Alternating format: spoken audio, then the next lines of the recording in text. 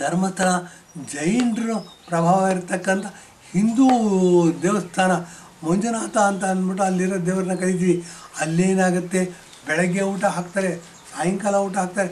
ಊಟ ಸಿಂಪಲ್ಲಾಗಿರುತ್ತೆ, ಬಟ್ ಬಹಳ ಚೆನ್ನಾಗಿರುತ್ತೆ, ಹೈಜಿನಿಕ್ ಆಗಿರುತ್ತೆ. ಇದು ಸರ್ಕಾರದ ನಿಯಂತ್ರಣದಲ್ಲಿಲ್ಲ. ವೀರೇಂದ್ರ ಹೆಗಡೆ ಅಂತ ಅಂದ್ಬಿಟ್ಟು ಅವರು ಏಕಾಂಗಿಯಾಗಿ ನಿಂತುಬಿಟ್ಟು ಇದನ್ನು ನಡೆಸ್ತಾ ಇರೋದು. ಸಾವಿರಾರು ಜನ ಅಕ್ಕಿನ ದಾನ ಕೊಡ್ತಾರೆ, ಸಾವಿರಾರು ಜನ ಬೇಳೆ ಕೊಡ್ತಾರೆ, ಸಾವಿರಾರು ಜನ ತರಕಾರಿಗಳನ್ನ ದಾನ ಕೊಡ್ತಾರೆ. ಅದರಿಂದ ಲಕ್ಷಾಂತರ ಜನಕ್ಕೆ ಊಟ ಹಾಕುತ್ತಾರೆ. ಅವರು ಊಟ ಹಾಕಿ ಏನಾಗುತ್ತೆ, ಮಲ್ಕೊಳ್ತಕ್ಕಂಥ ವ್ಯವಸ್ಥೆ ಇದೆ. ಅನೇಕ ಛತ್ರಗಳಿವೆ, ಪ್ರತಿಯೊಬ್ಬರಿಗೂ ರೂಮ್ಗಳು ಕೊಡ್ತಾರೆ. ಅದೇನಾಗಿದೆ, ಲಕ್ಷಾಂತರ ಜನ ಪ್ರತಿನಿತ್ಯ ಹೋಗ್ತಾರೆ. ಪ್ರತಿನಿತ್ಯ ಹೋಗಿ ಅದು ಬಹಳ ದೊಡ್ಡ ಧಾರ್ಮಿಕ ಕೇಂದ್ರವಾಗಿ ಹೊರಹೊಮ್ತಾ ಇದೆ. ಅದು ಜೈನರ ಪ್ರಭಾವ ಇರತಕ್ಕಂಥ ಮಂಜುನಾಥ ಅಂತ ಕರಿತೀವಿ. ಮಂಜುನಾಥನ ಈಶ್ವರ ಅಂತ ಕರಿತೀವಿ. ಈಶ್ವರನ ಇನ್ನೊಂದು ಹೆಸರೇ ಮಂಜುನಾಥ ಅಂತಂದು. ಅಲ್ಲಿ ಹೋಗ್ಬಿಟ್ಟು ಏನಾಗುತ್ತೆ, ಎಲ್ಲರೂ ಪೂಜೆ ಮಾಡ್ಕೊಂಬರ್ತಾರೆ. ಅಲ್ಲಿ ನೇತ್ರಾವತಿ ಅಂತ ನದಿ ಹರಿಯುತ್ತೆ. ನೇತ್ರಾವತಿ ನದಿಯಲ್ಲಿ ಸ್ನಾನ ಮಾಡಿಕೊಂಡು ಧರ್ಮಸ್ಥಳದಲ್ಲಿ ಊಟ ಮಾಡಿಕೊಂಡು ದೇವಸ್ಥಾನಕ್ಕೆ ಹೋಗಿ ದೇವಸ್ಥಾನದಲ್ಲಿ ಇದ್ದು 1-2 ದಿವಸ ಇದ್ದುಬಿಟ್ಟು ಎಲ್ಲ ಬರ್ತಾರೆ. ಇದು ಪ್ರತೀತಿ. ಧರ್ಮಸ್ಥಳಕ್ಕೆ ಹೋಗಿ ತಲೆ ಬರ್ಡೆ ಕೂದಲೆಲ್ಲ ಕೊಟ್ಟು ಬರೋದು, ಅನೇಕ ಹರಕೆಗಳು ಇದು ಮಾಡೋದು, ಮದುವೆ ಮಾಡೋದು, ಉಪನಯನಗಳು ಮಾಡೋದು, ಮತ್ತು ನಿಶ್ಚಿತಾರ್ಥಗಳು ಮಾಡೋದು, ಇವೆಲ್ಲ ನಡೆಯುತ್ತೆ. ಏನಾದರೂ ಇದು ಮಾಡಿದ್ರೆ, ನಮ್ಮ ಕರ್ನಾಟಕದ ಮುಖ್ಯಮಂತ್ರಿ ಸಿದ್ದರಾಮಯ್ಯನವರು ಹೋಗಿದ್ದರು. ನಾನು ಮೀನು ತಿನ್ಕೊಂಡು ಹೋಗಿದ್ದೆ ಅಂತ ಹೇಳಿದ್ರು. ಮೀನು ತಿನ್ಕೊಂಡು ಹೋಗಿದ್ದೆ ಅಂದರೆ ವೈಯಕ್ತಿಕ, ಅದನ್ನು ಹೇಳೋ ಅವಶ್ಯಕತೆ ಇಲ್ಲ. ಯಾಕೆ ಅಂತಂದರೆ ಅವರು ಹೇಳಿದ್ರಿಂದ ಕರ್ನಾಟಕದಲ್ಲಿ ಸುಮಾರು 80% ಇರ್ತಕ್ಕಂಥ ಎಲ್ರಿಗೂ ನೋವಾಯಿತು. ಎಲ್ರಿಗೂ ಭಾಳ ಮನಸ್ಸಲ್ಲೇ ಶಾಪ ಹಾಕೋದು. ಏನು ನಮ್ಮ ಮುಖ್ಯಮಂತ್ರಿ, ಹಿಂದೂಗಳಿಂದ ಆಗಿರ್ತಕ್ಕಂಥ ಮುಖ್ಯಮಂತ್ರಿ ಈ ಥರ ಮಾತಾಡ್ತಾರಲ್ಲ ಅಂತಂದ್ಬಿಟ್ಟು. ಇದು ನಮ್ಮ ವಿಪರ್ಯಾಸ. ಇದು ಹೋಗಬೇಕು. ಧರ್ಮಸ್ಥಳದ ಮೇಲೆ ಈಗಲೂ ಸಹ ಆಕ್ರಮಣ ನಡೀತಾ ಇದೆ. ಈಗ ಆಕ್ರಮಣ ನಡೀತಾ ಇದೆ ಅಂತಂದರೆ ಎಲ್ಲ ಟಿ ವಿ ಚಾನಲ್ಗಳು ಭಾಳ ದೊಡ್ಡದಾಗಿ ಪ್ರಚಾರ ಆಯಿತು. ಅದ್ಯಾರೋ ತಿಮರೋಡಿ ಅಂತೆ, ಅವನು ಮೇಯ್ನಂತೆ, ಅದ್ಯಾರೋ ಮಹೇಶ್ ಶೆಟ್ಟಿ ಅಂತೆ, ಅದ್ಯಾರೋ ಚೆನ್ನಯ್ಯ ಅಂತೆ, ಅವನು ಹೆಣ ಹೂತಿದ್ದಂತೆ. ಧರ್ಮಸ್ಥಳದ ವೀರೇಂದ್ರ ಹೆಗಡೆ ಅವರು ಭಾಳ ದೊಡ್ಡ ಪಿಲ್ಲರು. ಅವರು ಸಂಸ್ಥಾಪಕರಾಗಿ ನಿಂತುಕೊಂಡು ನಡೆಸ್ತಾ ಇದ್ದಾರೆ. ಅವ್ರನ್ನ ನರೇಂದ್ರ ಮೋದಿಯವರು ಏನು ಮಾಡಿದ್ರು, ರಾಜ್ಯಸಭೆ ಮೆಂಬರಾಗಿ ನಾಮಿನೇಟ್ ಮಾಡಿದ್ರು. ಅಲ್ಲಿಂದ ಶುರುವಾಯಿತು ನೋಡಿ ಪ್ರಾಬ್ಲಮ್. ಇದೇನು ಅಂತಂದರೆ, ಯಾವಾಗ ವೀರೇಂದ್ರ ಹೆಗಡೆ ಅವರು ರಾಜ್ಯಸಭೆ ಮೆಂಬರ್ ಆದರು BJPಯಿಂದ, ಆವಾಗ ವಿರೋಧ ಜಾಸ್ತಿ ಆಯಿತು. ಧರ್ಮಸ್ಥಳವನ್ನು ಹೆಸರು ಕೆಡಿಸ್ಬೇಕು, ಹಿಂದೂಗಳ ಧಾರ್ಮಿಕ ನೆಲೆ, ಧಾರ್ಮಿಕ ಶಕ್ತಿ ಕೇಂದ್ರ, ಇದನ್ನು ನಾಶ ಮಾಡಬೇಕು ಅಂತ ಅಂದ್ಬಿಟ್ಟು ಏನಾಯಿತು, ಬಹುಶಃ ಕಮ್ಯುನಿಸ್ಟ್ ಇರಬಹುದು ಅನಿಸುತ್ತೆ ನಮಗೆ.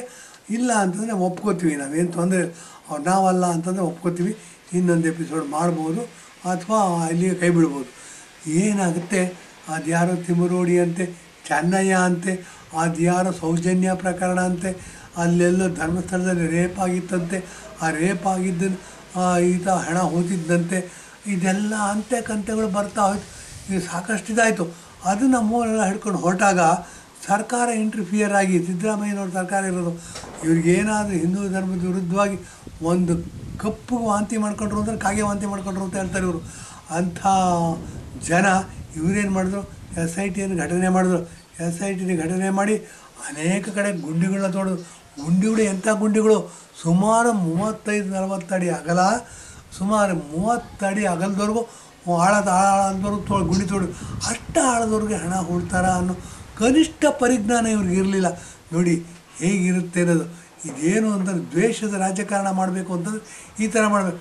ಏನೋ ಹಣ ಹೊಡ್ತಾರೆ ಅಂತಂದ್ರೆ ಒಂದು 3 ಅಡಿ 4 ಅಡಿ 5 ಅಡಿ ಆಳ ತೋಡ್ಬೋದು. ಅದು ಏನೋ 4 ಅಡಿ ಬೈ 5 ಅಡಿ ಮ್ಯಾಕ್ಸಿಮಮ್ ಅಗಲ ಇರ್ತಕ್ಕಂಥದ್ದು, ಒಂದು 6 ಅಡಿ ಆಳ ಇರ್ತಕ್ಕಂಥ ಗುಂಡಿ. ಇವರೇನು ಮಾಡಿದ್ರು, 20, 30, 40 ಅಡಿ ಅಗಲ, ಒಂದು 20 ಅಡಿ 30 ಅಡಿ ಆಳದವರೆಗೂ ತೆಗೆದ್ರು. ಅದೇನಾಯಿತು, ನೀರು ಬರೋಕ್ಕೆ ಶುರುವಾಯಿತು. ಅಲ್ಲಿಗೆ ಸ್ಟಾಪ್ ಮಾಡಿದ್ರು. ಅನೇಕ ಗುಂಡಿಗಳನ್ನ ತೋಡಿದ್ರು. ಅನೇಕ ಗುಂಡಿಗಳು ತೋಡಿದ್ರು. ಒಂದೂ ಕಡೆಗೆ ಮೂಳೆನೂ ಸಿಗಲಿಲ್ಲ. ಅದ್ಯಾರೋ ಚೆನ್ನಯ್ಯನೋ ಚಿನ್ನಯ್ಯನೋ ಅವನಿಟ್ಕೊಂಡು ಇದು ಮಾಡಿದ್ರು. ಇದು ಕಮ್ಯುನಿಸ್ಟ್ರಿಗೆ ಬಲಿಪಶು ಆದ್ರೆ ಸಿದ್ದರಾಮಯ್ಯನವರು, SIT ಅಂತ ಅನ್ಸತ್ತೆ, ಸಿಗಲಿಲ್ಲ. ಇದೇನಾಯಿತು, ಹಿಂದೂಗಳ ಮೇಲೆ ಮಾಡ್ತಕ್ಕಂಥ ಒಂದು ಆಕ್ರಮಣ ಏನಿತ್ತು ಅದು ಅಂಟ ಮುರಿತು. ಅದಕ್ಕೆ ಒಂದು ಪಾಠ ಕಲಿತಂಗೆ ಆಯಿತು. ಯಾವಾಗ ಸಿಗಲಿಲ್ಲ ಆವಾಗ ಕಾಂಗ್ರೆಸ್ಸಿನವರ ಹುನ್ನಾರ ಮತ್ತು ಸಿ ಎಂ ಸಿದ್ದರಾಮಯ್ಯನವರ ಕುತಂತ್ರ ಏನಾಯಿತು, ಕೈ ಕೆಳಗಾಯಿತು. ಅವ್ರು ಸೋತು ಹೋದರು, ಹಿಂದೂ ಧರ್ಮ ಗೆಲ್ತು. ಹಿಂದೂ ಧರ್ಮದ ಮೇಲೆ ಆಕ್ರಮಣ ಆಗ್ತಾ ಇದೆ ನೋಡಿ. ಇದ್ರ ಹೇಳಬೇಕಾದ್ರೆ ತಿರುಪತಿ ಬಗ್ಗೆ ಹೇಳಬೇಕು. ತಿರುಪತಿ ಬಗ್ಗೆ ಹೇಳಬೇಕು ಅಂತಂದರೆ ಸುಮಾರು 15-20 ನಿಮಿಷ ಹೋಗ್ತೀವಿ ನಾವು. ಕೆಳಗಡೆ ಇದೆ ಮೇನ್ ಬಾಗಿಲಿದೆ, ಅಲ್ಲಿಂದ ಮೇಲಕ್ಕೆ ಹೋಗ್ಬೇಕಾದ್ರೆ ಆ ಬೆಟ್ಟದಲ್ಲಿ ಒಂದೇ ಒಂದು ಇದು ಇರಲಿಲ್ಲ. ಕ್ರಿಶ್ಚಿಯನ್ ಚರ್ಚ್ ಆಗಲಿ ಮಸೀದಿ ಆಗಲಿ ಏನೂ ಇರಲಿಲ್ಲ. ಅದೆಲ್ಲ ಹಿಂದೂಗಳ ಪ್ರದೇಶ, ದೇವಸ್ಥಾನದ ಪ್ರದೇಶ ಆಗಿತ್ತು. ಅಲ್ಲಿ ಮಸೀದಿ ಮಾಡೋದಕ್ಕೆ ಕೊಟ್ಟಿದ್ದಾರೆ, ಚರ್ಚ್ಗಳು ತಲೆ ಎತ್ತಿದೆ ಪುಟ್ಟಲ್ಲಿ. ಇದನ್ನು ಹೀಗೆ ಬಿಟ್ಬಿಟ್ರೆ ತಿರುಪತಿ ದೇವಸ್ಥಾನದ ಮೇಲೂ ಒಂದು ದಿವಸ ಇವರೇನು ಮಾಡ್ತಾರೆ, ಕ್ರಿಶ್ಚಿಯನ್ ಇದನ್ನು ಬಾವುಟ ಹಾರಿಸ್ಬಿಟ್ಟು ಇದು ಕ್ರಿಶ್ಚಿಯನ್ರ ಚರ್ಚ್ ಅಂತ ಹೇಳೋದಕ್ಕೂ ಇನ್ನು 100 ವರ್ಷದಲ್ಲೇ ಹೇಳ್ಬಿಡ್ಬೋದು. ಅಂಥ ಪರಿಸ್ಥಿತಿ ಬಂದಿದೆ. ಹಿಂದೂಗಳು ಎಚ್ಚೆತ್ಕೋಬೇಕು. ನಮ್ಮ ಧಾರ್ಮಿಕ ಕೇಂದ್ರಗಳೇವೇನಿದೆ, ನಮ್ಮ ಶಕ್ತಿ ಕೇಂದ್ರಗಳೇನಿದೆ, ನಮ್ಮ ಸಂಸ್ಕಾರ ಕೊಡ್ತಕ್ಕಂಥ ಕೇಂದ್ರಗಳೇನಿದೆ, ನಮ್ಮ ಪುರಾತನ ಕೇಂದ್ರಗಳೇನಿದೆ, ಇವುಗಳನ್ನೆಲ್ಲ ಕಾಪಾಡಬೇಕಾಗಿರೋದು ನಿಮ್ಮೆಲ್ಲರ ಕರ್ತವ್ಯ. ಯಾರು ಈ ಎಪಿಸೋಡನ್ನ ನೋಡ್ತಾ ಇದ್ದೀರಾ, ಯಾರು ಹಿಂದೂಗಳಾಗಿ ಹೆಸರಿಟ್ಕೊಂಡಿದ್ದೀರಾ, ಯಾರು ಹಿಂದೂಗಳಾಗಿ ಆಚರಣೆ ಮಾಡ್ತಾಯಿದ್ದೀರಾ, ಯಾರು ಹಿಂದೂ ಜೀವನ ಪದ್ಧತಿಯನ್ನು ಅನುಸರಿಸ್ತೀರಾ, ನಿಮಗೆಲ್ಲರಿಗೂ ಕರೆ ಕೊಡ್ತಾಯಿದ್ದೀವಿ. ನಾವು ಸ್ಟ್ರಾಂಗ್ ಆಗಿದ್ದರೆ, ನಮ್ಮ ನಂಬಿಕೆಗಳು ಸ್ಟ್ರಾಂಗ್ ಆಗಿದ್ದರೆ ನಮ್ಮ ಸಮಾಜ ಸ್ಟ್ರಾಂಗ್ ಆಗಿರುತ್ತೆ. ನಮ್ಮ ಸಮಾಜ ಸ್ಟ್ರಾಂಗ್ ಆಗಿದ್ದರೆ ನಮ್ಮ ದೇಶ ಸ್ಟ್ರಾಂಗ್ ಆಗಿರುತ್ತೆ. ನಮ್ಮ ದೇಶ ಸ್ಟ್ರಾಂಗ್ ಆಗಿದ್ದರೆ ಯಾರೂ ನಮ್ಮನ್ನು ತಿರುಗಿ ನೋಡೋದಿಲ್ಲ ಮತ್ತು ಎಲ್ಲರೂ ನಮಗೆ ಗೌರವ ಕೊಡ್ತಾರೆ. ಅದಕ್ಕೆ ಉದಾಹರಣೆ ಹೇಳಿದ್ದೆ ನಾನು ನೋಡಿ. ಪಾಕಿಸ್ತಾನ ಮತ್ತು ಅಫ್ಘಾನಿಸ್ತಾನ ಬಾಯಿ ಅಂತಿದ್ರು. ಇವತ್ತೇನಾಗಿದೆ, ಪಾಕಿಸ್ತಾನ ಅಫ್ಘಾನಿಸ್ತಾನ ಯುದ್ಧ ನಡೀತಾ ಇದೆ. ನಾವು ಇಂಡಿಯಾ ದೇಶದವರು ಸುಮ್ಮನೆ ಕೂತಿದ್ದೀವಿ. ಅವರು ಹೊಡೆದಾಡ್ಕೊಂಡು ಯಾರೋ ಒಬ್ಬರು ನಾಶ ಆಗ್ತಾರೆ, ಯಾರೋ ಒಬ್ರು ಉಳ್ಕೋತಾರೆ. ಈ ಥರ ಏನಾಗುತ್ತೆ? ಶಾಶ್ವತವಾದ ಶಾಂತಿ ನೆಲೆ ಬರಬೇಕು ಅಂತಂದರೆ ಹಿಂದೂ ಧರ್ಮ ಇಂಪಾರ್ಟೆಂಟು, ಹಿಂದೂ ನಂಬಿಕೆ ಇಂಪಾರ್ಟೆಂಟ್. ಇದಕ್ಕೆ ಇಂಬು ಕೊಡ್ತಕ್ಕಂಥ, ಇದಕ್ಕೆ ಒಳ್ಳೆಯ ಕೆಲಸ ಮಾಡ್ತಾಯಿದೆ ಅನ್ನೋದಕ್ಕೆ ಬೆಲೆ ಕೊಡ್ತಕ್ಕಂಥವ್ರು ಯೋಗಿ ಆದಿತ್ಯನಾಥ್ ಬಂದ ಮೇಲೆ ನೋಡಿ ಡಿಫೆನ್ಸ್ ಕಾರಿಡಾರ್ ಅಂತ ಮಾಡಿದ್ರು.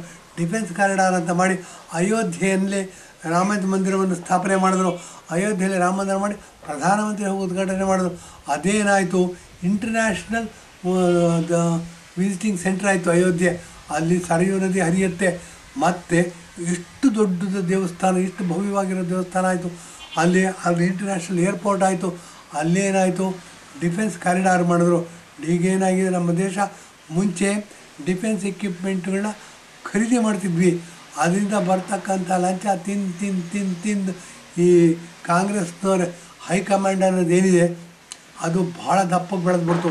ನಮ್ಮನ್ನು ಸೋಲ್ಸೋರೇ ಇಲ್ಲ ಅಂತ ಅಂದ್ಬಿಟ್ಟು ಏನು ಮಾಡಿದ್ರು, ಸಿಕ್ಕಾಪಟ್ಟೆ ದುಡ್ಡಿಟ್ಕೊಂಡು ಇಂಡಿಯಾ ದೇಶ ಗುಲಾಮರ ದೇಶ ನಾವು ಹೇಳ್ದಂಗೆ ಕೇಳ್ತಾರೆ ಅಂದ್ಕೊಂಡಿದ್ದು. ನರೇಂದ್ರ ಮೋದಿಯವರು ಬಂದ ಮೇಲೆ ಈ ಪರಿಸ್ಥಿತಿ ಚೇಂಜ್ ಆಗಿದೆ. ಇದನ್ನು ಗಮನದಲ್ಲಿಟ್ಟುಕೊಂಡು ನಾವು ಹಿಂದೂಗಳು ಸ್ಟ್ರಾಂಗ್ ಆಗಬೇಕು. ಏನು ಧರ್ಮಸ್ಥಳದ ಮೇಲಲ್ಲಿ ಆಕ್ರಮಣ ನಡೀತೋ ಅದು ಹಾಗೆ ತಣ್ಣಗಾಯಿತು. ಏನು ಅಂತಂದರೆ ಟಿ ವಿಗಳು ಅಷ್ಟೇ ಏನಾಗಿದೆ, ಈ ಟಿ ವಿಗಳು ಗೆದ್ದೆತ್ತಿನ ಬಾಲ ಹಿಡ್ಕೊಂಡು ಹೋಗೋರು ಅನೇಕ ನಾಯಿ ಕೊಡೆಗಳ ಥರ ಟಿ ವಿಗಳಾಗಿದ್ದವು, ನ್ಯೂಸ್ ಪೇಪರ್ಗಳಾಗಿದ್ದವು. ಏನು ಅಂತಂದರೆ ಸೋನಿಯಾ ಗಾಂಧಿ ಮಗಳು ಪ್ರಿಯಾಂಕಾ ಗಾಂಧಿ ಮೂಗು ಇಂದಿರಾ ಗಾಂಧಿ ಮೂಗು ಥರ ಇದೆ. ಅವರು ಇಂದಿರಾ ಗಾಂಧಿ ಈಕ್ವಲೆಂಟ್ ಮಾಡಿ ಪ್ರಧಾನಮಂತ್ರಿ ಮಾಡಿ ಕೊಟ್ಟಿದ್ದರು. ಈ ಥರ ಒಂದು ಅವಕಾಶ ಸಿಕ್ಕರೆ ಸಾಕು, ಅದನ್ನು ಬೂಸ್ಟ್ ಮಾಡ್ಕೊಂಡು ಇವರು ದೇಶವನ್ನೇ ತಪ್ಪು ದಾರಿಗೆ ತಿಳಿದ್ಬಿಡ್ತಾರೆ. ನರೇಂದ್ರ ಮೋದಿ ಅಂಥವ್ರು ಅಪ್ರತಿಮ ದೇಶಭಕ್ತ ನಮ್ಮ ಪ್ರಧಾನಮಂತ್ರಿ ಆಗಿದ್ದಾರೆ. ಬನ್ನಿ ಅವರು ಹೇಳಿಕೊಟ್ಟ ದಾರಿನಲ್ಲಿ ಹೋಗೋಣ. ಅವ್ರನ್ನೇ ಪ್ರಧಾನಮಂತ್ರಿಯಾಗಿ ಇನ್ನೂ 2-3 ಬಾರಿ ಗೆಲ್ಸೋಣ. ಅವ್ರ ನಂತರ ಯೋಗಿ ಆದಿತ್ಯನಾಥ್ ಅವ್ರನ್ನ ಪ್ರಧಾನಮಂತ್ರಿ ಮಾಡೋಣ ಅಂತ ಹೇಳಿದ್ದೀನಿ. ಎಪಿಸೋಡ್ ಮುಗಿಸ್ತಾ ಇದ್ದೀನಿ.